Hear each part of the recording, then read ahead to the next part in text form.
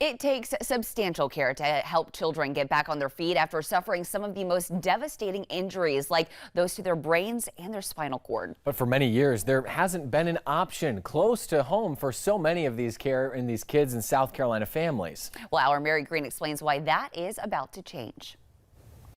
For years, South Carolina kids and teens being treated for life-changing conditions like brain and spine injuries have had to travel out of state to places like Charlotte and Atlanta for their inpatient rehabilitation. But starting next Monday, they'll have another option here in Columbia. I think it would have made a huge difference. Our family could have stayed together. Because 13 years ago, the Johnsons of Orangeburg had to split up when 3-year-old Naomi suffered a traumatic brain injury after a non-fatal drowning. The closest inpatient rehabilitation she could get was in Charlotte, with no options in South Carolina. My wife had to stay with Naomi at Levine's Children's Hospital. I had to come home to take care of kids.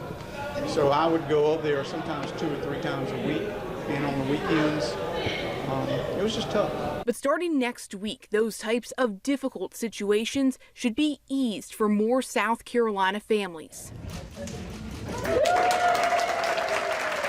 That's when the state's first inpatient pediatric rehabilitation unit opens at Prisma Health Children's Hospital Midlands in Columbia. This has truly been a dream that we now can serve our children of South Carolina with these very necessary intensive inpatient pediatric rehabilitation services. The multi-million-dollar unit will open after more than a decade of work marked by stops and starts until finally getting to this point. It includes 8 beds, which staff say is about average for units of this type across the country, with the possibility to expand in the future. Here, kids recovering from life-changing conditions like brain and spine injuries and tumors, along with those recovering their functions from long hospital stays, will be able to receive around 3 hours of intensive therapy a day, staying for an average length of about 2 to 3 weeks. They will recover more quickly and re-engage in school and play and being a child.